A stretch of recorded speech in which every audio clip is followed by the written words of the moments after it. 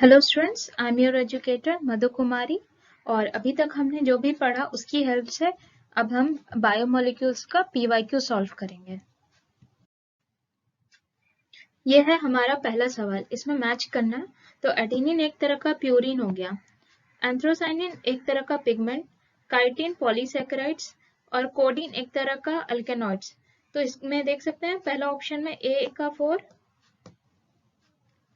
4 है, बी का सेकंड है, उसके बाद सी का सेकंड, डी का थर्ड। तो correct option is 1. Next question is, if A and C makes 30% and 20% of DNA respectively, what will be the percentage of T and G? तो देखिए, A T के साथ डबल बॉन्ड बनाता है, G C के साथ triple bond बनाता है, तो जितना A होगा उतना T भी होगा। तो अगर A is 30%, then A is 30% है और C is 20%, तो यहाँ पे G भी होगा 20% और T भी होगा 30%। तो T is equal to 30% and G is equal to 20%। तो इसका करेक्ट ऑप्शन होगा T is 30% and G is 20%. So option 2 is correct. In the enzymes which catalyzes the breakdown of H2O2 into water and oxygen, the prosthetic group is nicotinamide adenine dinucleotide, heme, zinc and niacin. तो इसमें peroxidase breakdown हो रहा है और उससे water और oxygen बन रहा है। तो जब हमने कोएंजाइम के बारे में पढ़ा था तो coenzymes are loosely bound and इसका एग्जांपल था heme group for catalase and peroxidase. तो यहाँ पे क्या है, पेरोक्सीडेज। इस क्वेश्चन में पूछा गया है पेरोक्सीडेज के बारे में, तो इसका करेक्ट ऑप्शन होगा हीम ग्रुप, क्योंकि यहाँ पे हमने पढ़ा था heme group for catalase and peroxidase. So option 2 is correct. Choose the incorrect enzymatic reaction. Maltase से बनेगा ग्लूकोज और गैलेक्टोज, सुक्रोज से ग्लूकोज और फ्रक्टोज, लैक्टोज से ग्लूकोज और गैलेक्टोज, डाइपेप्टाइडेज से अमीनो एसिड। तो पहला ऑप्शन अगर देखेंगे तो माल्टेज को ब्रेक डाउन करने पे क्या बनता है, ग्लूकोज तो बनता है, पर क्या गैलेक्टोज बनता है, नहीं। यहाँ पे जब माल्टेज के बारे में हम लोग पढ़ रहे थे तो माल्टेज को ब्रेक करने पे बनता था ग्लूकोज और एक और ग्लूकोज। तो जब दो ग्लूकोज मॉलिक्यूल आपस में बनता है तब बनता है माल्टेज। तो इसका करेक्ट ऑप्शन होगा A. Option A is incorrect. Maltase को ब्रेक डाउन करने पे ग्लूकोज और गैलेक्टोज नहीं बनता है, ग्लूकोज और ग्लूकोज बनता है। वही सुक्रोज को ब्रेक डाउन करने पे सुक्रोज ग्लूकोज और फ्रक्टोज बनता है, तो ये तो करेक्ट है। सुक्रोज को ब्रेक डाउन किए थे तो ग्लूकोज और फ्रक्टोज बना था। लैक्टोज को ब्रेक डाउन किए थे तो ग्लूकोज और गैलेक्टोज बना था। डाइपेप्टाइडेज को ब्रेक डाउन किए थे तो अमीनो एसिड्स बने थे। If adenine makes 30% of DNA molecule, what will be the percentage of thymine, guanine and cytosine in it? तो एडेनिन हमेशा थाइमिन के साथ डबल बॉन्ड बनाता है, तो जितना एडेनिन है उतना थाइमिन भी होगा। तो हो गया 30 + 30 इज इक्वल टू 60। 60% हो गया। उसके बाद बचेगा 40%, तो 40% में से होगा गुआनिन इज इक्वल टू 20% और साइटोसिन इज इक्वल टू 20%। तो थाइमिन कितना हुआ है 30%, तो इसमें थाइमिन 30% ये है, गुआनिन और साइटोसिन 20%। तो इसका करेक्ट ऑप्शन होगा second. Identify the incorrect pair. यहाँ पे कुछ सेकेंडरी मेटाबोलाइट्स है और यहाँ पे उनका एग्जाम्पल है, तो इसमें बताना है कि कौन सा इनकरेक्ट है।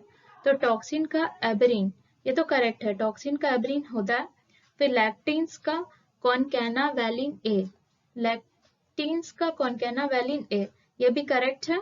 ये दोनों हो गया करेक्ट। ड्रग्स का राइसिन, तो ड्रग्स में राइसिन तो नहीं आ रहा है, तो फिर ये इनकरेक्ट हो गया, ये हो गया करेक्ट, क्योंकि यहाँ पे इनकरेक्ट ऑप्शन बताना, तो incorrect option is C, drugs का ricin.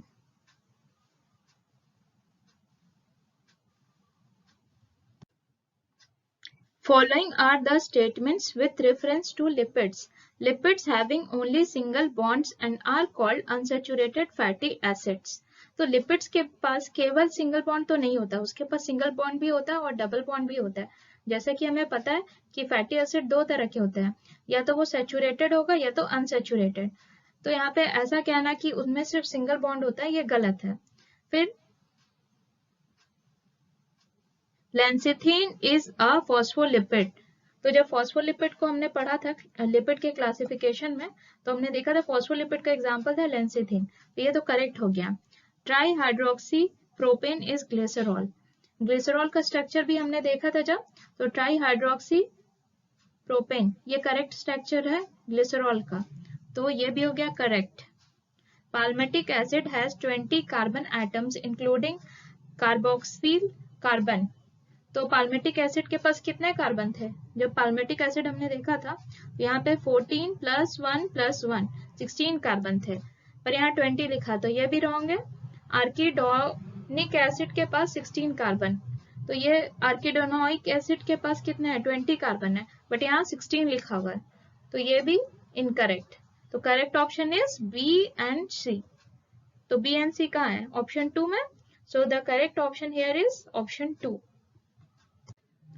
Identify the substance having glycosidic bond and peptide bond respectively in their structure. तो ग्लाइकोसिडिक बॉन्ड और पेप्टाइड बॉन्ड, ऐसा दो स्ट्रक्चर बताना है। तो ग्लाइकोसिडिक बॉन्ड होता है आपका कार्बोहाइड्रेट में, वहीं पे अगर पेप्टाइड बॉन्ड की बात करें तो ये होता है पेप्टाइड में या फिर प्रोटीन में। तो यहाँ पे सेलेक्ट करना कार्बोहाइड्रेट और प्रोटीन। तो ग्लिसरॉल क्या है? एक लिपिड है। ट्रिप्सिन क्या है? प्रोटीन है। सेल्यूलोज कार्बोहाइड्रेट है, but lecithin is a lipid. Inulin is a carbohydrate and insulin is a protein. तो ये हो गया करेक्ट।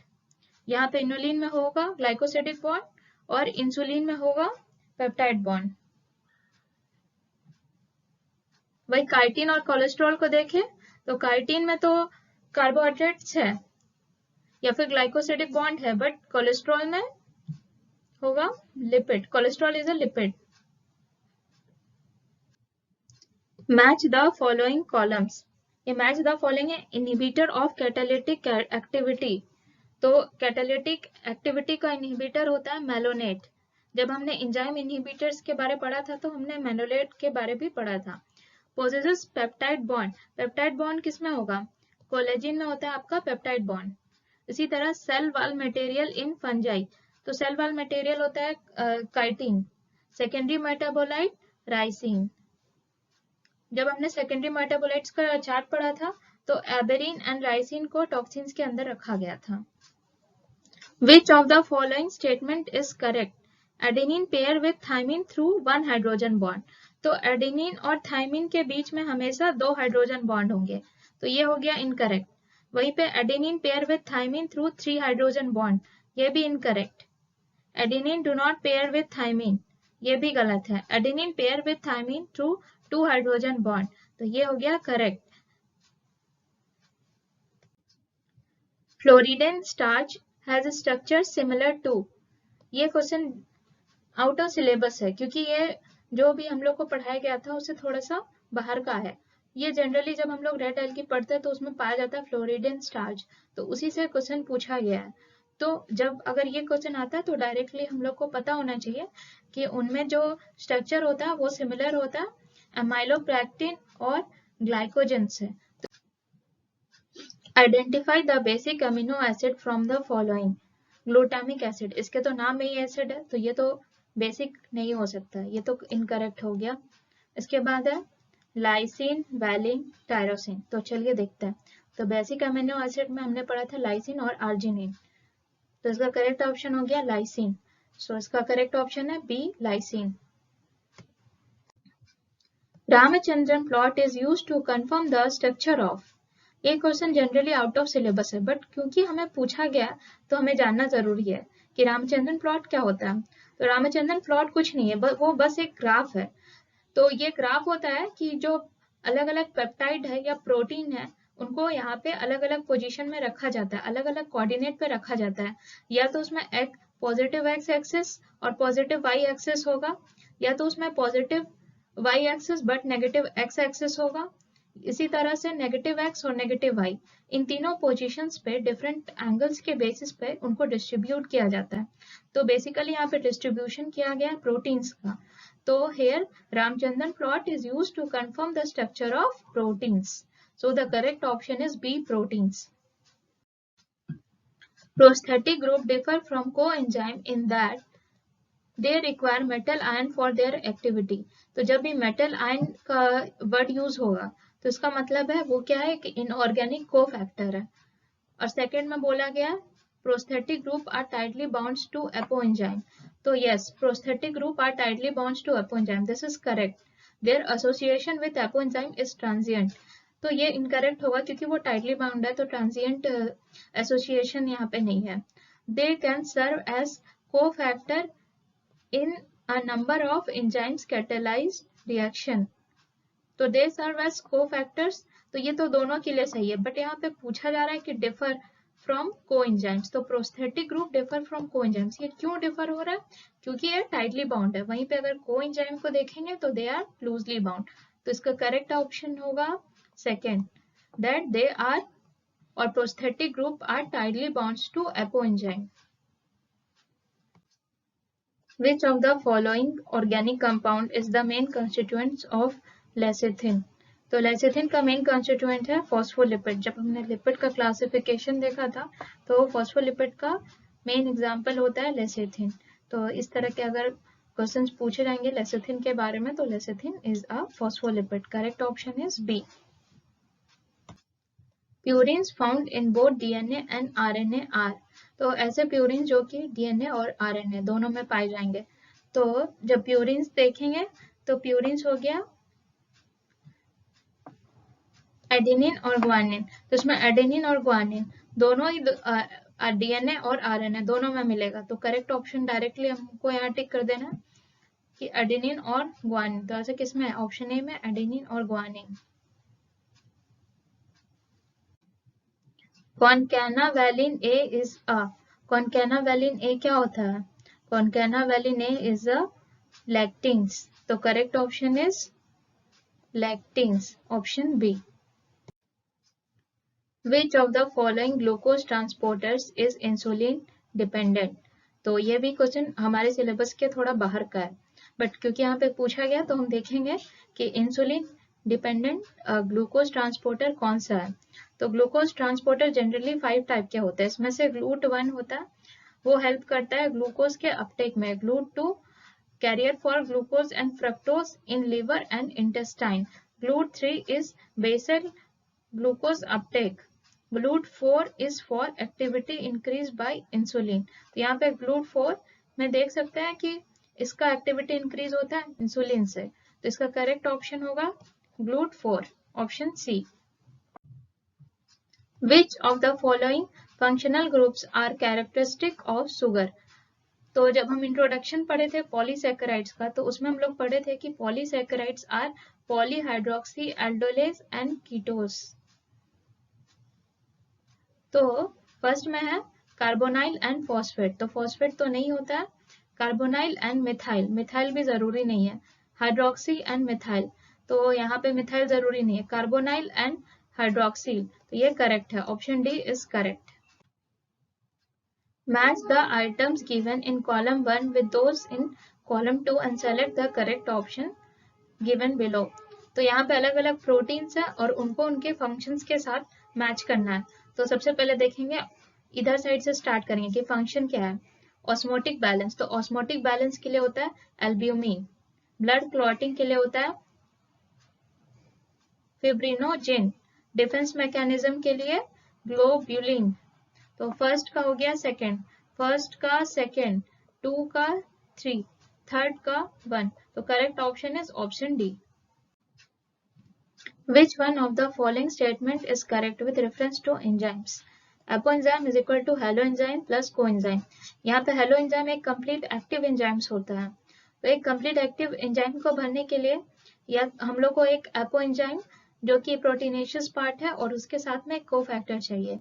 तो यहाँ पे apoenzyme is equal to holoenzyme plus coenzyme लिखा, तो ये तो इनकरेक्ट है। वहीं पे अगर holoenzyme is equal to apoenzyme plus coenzyme है, तो यहाँ पे proteinaceous part is apoenzyme and non proteinaceous part is coenzyme, जो कि एक टाइप है कोफैक्टर का। कोफैक्टर दो तरह के हैं, ऑर्गेनिक कोफैक्टर और इनऑर्गेनिक कोफैक्टर। वहीं पे organic cofactor further divided into coenzyme and prosthetic group. तो यहाँ पे coenzyme is a type of cofactor, तो ये cofactor plus apoenzyme is equal to holoenzyme. Option B is correct. Which one of the following is not a polymeric? Nucleic acid, polysaccharides, proteins and lipids. तो जब हमने chemical analysis देखा था जिसमें कि differentiate किया गया था बायो मैक्रोमोलिक्यूल्स और बायो माइक्रोमोलिक्यूल्स में, तो वहां पे लिपिड्स एक ऐसा बायो मैक्रोमोलिक्यूल्स था जो कि पॉलीमर नहीं था, फिर भी वो बायो मैक्रोमोलिक्यूल्स में पाया जा रहा था। तभी यहाँ पे कह सकते हैं कि lipids are do not form polymer. So correct option is D. A typical fat molecule is made up of 1 glycerol, 3 fatty acid, 1 glycerol, 1 fatty acid, 3 glycerol, 3 fatty acid, 3 glycerol and 1 fatty acid molecules। तो जब हमने true fats और neutral fats के बारे में पढ़ा था, तो हमने पढ़ा था कि that are made of 1 2 3 molecules of same or different fatty acids as well as 1 molecules of glycerol। तो इसका करेक्ट ऑप्शन होगा 1 glycerol and 3 fatty acid। तो ऐसा किस ऑप्शन में? ऑप्शन ए में। तो correct option is option A. Which one of the following statement is wrong? Cellulose is a polysaccharide. This one is correct. Uracil is pyrimidine. This one is also correct. Glycine is a sulfur containing amino acid. This one is incorrect. Glycine is not a sulfur containing amino acids. So correct option is option C. Sucrose is disaccharide. This option is also correct. Sucrose is a disaccharide and that consists of glucose plus fructose, and this is a non-reducing sugar. Which one of the following describes the given graph correctly? यहाँ पे ये हो गया substrate energy, ये हो गया product energy. तो जैसा कि हम देख सकते हैं कि सबस्ट्रेट का एनर्जी ज्यादा है प्रोडक्ट की एनर्जी से, तो इसका मतलब है कि कुछ एनर्जी बाहर गया है। तो बाहर जाएगा तो किस फॉर्म में जाएगा? हीट के फॉर्म में। तो जब हीट के फॉर्म में एनर्जी रिलीज होता है तो ऐसे रिएक्शन को कहते हैं एक्सोथर्मिक रिएक्शन। तो यहाँ पे ऑप्शन बी और ऑप्शन डी में है एक्सोथर्मिक रिएक्शन। तो दूसरा सवाल आता है कि ए और बी इन दोनों में से एंजाइम के प्रेजेंस में और एंजाइम के एब्सेंस में कौन सा रिएक्शन हो रहा है? तो जो यहाँ पे ए का एनर्जी है वो काफी कम है, वही बी का एनर्जी काफी ज्यादा है। तो एंजाइम को यूज इसलिए करते हैं क्योंकि उसमें कम एनर्जी में ही रिएक्शन प्रोसीड करता है। तो यहाँ पे करेक्ट ऑप्शन होगा exothermic reaction with energy A in the presence of enzyme and be in the absence of enzyme. यहाँ पे जो ए का एनर्जी है वो प्रेजेंस ऑफ एंजाइम में है, एंजाइम के प्रेजेंस में है, वही बी का एनर्जी एंजाइम के एब्सेंस में है। Which one of the following is least likely to be involved in stabilizing the 3D folding of most proteins? तो जो 3D स्ट्रक्चर है प्रोटीन का उनमें कौन कौन सा बॉन्ड्स नहीं होता है ये बताना है। तो जो 3D स्ट्रक्चर्स है that structures are stabilized by various bonds such as hydrogen bond, ionic bond, van der Waals interaction, disulphide linkage. तो हाइड्रोजन बॉन्ड तो होता है, इलेक्ट्रोस्टैटिक इंटरेक्शन भी होता है, हाइड्रोफोबिक इंटरेक्शन भी होता है, बट ईस्टर बॉन्ड यहाँ पे नहीं होगा। तो correct option is option D, क्योंकि जनरली जो 3D स्ट्रक्चर को स्टेबलाइज करने के लिए जो बॉन्ड बनता है वो काफी वीक होता है, बट ईस्टर बॉन्ड उतना वीक बॉन्ड नहीं है। वही हाइड्रोजन बॉन्ड है, इलेक्ट्रोस्टैटिक इंटरेक्शन है या हाइड्रोफोबिक इंटरेक्शन है, ये सारे काफी वीक बॉन्ड है। तो ये तो यूज होगा 3D स्ट्रक्चर में, बट ईस्टर बॉन्ड यूज नहीं होगा। A non-proteinaceous enzyme is, जब हमने एंजाइम का इंट्रोडक्शन पढ़ा था तब हमने देखा था प्रॉपर्टीज ऑफ एंजाइम्स में कि enzymes are generally proteinaceous in nature. तो यहाँ पे एक्सेप्शन में था राइबोजाइम जो कि न्यूक्लिक एसिड है। इसका करेक्ट ऑप्शन है option B ribozyme. The cartinaceous endoskeleton of arthropod is formed by the polymerization of. So chitin, second most abundant organic substance monomer is an acetyl glucosamine and that is found in exoskeleton of arthropods. So जैसा कि हमने देखा कि chitin का monomer है N acetyl glucose अमीन, तो यहाँ पे ऑप्शन सी में दिया गया N acetyl glucosamine. So option C is correct option. Which one of the following biomolecules do not have phosphodiester bond? तो सबसे पहले देखेंगे कि बायोमोलिक्यूल्स में किस किस तरह के बॉन्ड्स बनते हैं। तो कार्बोहाइड्रेट मॉलिक्यूल जब दो आपस में मिलते हैं तो इनमें बनता है ग्लाइकोसिडिक बॉन्ड। वहीं पे अगर दो प्रोटीन आपस में मिल रहे हैं तो इनमें बनेगा पेप्टाइड बॉन्ड। इसके बाद ये ग्रीन वाला स्ट्रक्चर है लिपिड का, जिसमें से ये जो लीनियर स्ट्रक्चर है वो है ग्लिसरॉल का, और जो तीन उससे निकला हुआ है वो है फैटी एसिड। तो यहाँ पे ईस्टर बॉन्ड बनता है। वही न्यूक्लिक एसिड को देखेंगे तो एक न्यूक्लिक एसिड दूसरे न्यूक्लिक एसिड से जो जुड़ता है वो जुड़ता है फॉस्फोडाइस्टर बॉन्ड से। वही अगर एक न्यूक्लिक एसिड दूसरे चेन के न्यूक्लिक एसिड से जुड़ता है, अगर यहाँ एक और न्यूक्लिक एसिड होता तो यहाँ पे जो बॉन्ड बन रहा है वो या तो डबल हाइड्रोजन बॉन्ड होगा या तो ट्रिपल हाइड्रोजन बॉन्ड होगा। बट अगर एक ही चेन की बात करें तो इनमें जो बॉन्ड बनता है वो होता है फॉस्फोडाइस्टर बॉन्ड। तो यहाँ पे पूछा गया है कि फॉस्फोडाइस्टर बॉन्ड किस में बन रहा है, तो ये होगा nucleic acids in a nucleotide. So the correct option is D. Which one of the following is a non-reducing carbohydrate? ऐसा कार्बोहाइड्रेट इसमें से सेलेक्ट करना है जो कि नॉन रिड्यूसिंग है। तो जितने भी मोनोसैकेराइड्स है वो सारे तो रिड्यूसिंग होंगे। अब रिड्यूसिंग नॉन रिड्यूसिंग में डिफरेंशिएट कैसे किया जाता है कि अगर फर्स्ट कार्बन कार्बोहाइड्रेट्स का फर्स्ट कार्बन अगर फ्री है तो उसको कहेंगे रिड्यूसिंग कार्बोहाइड्रेट।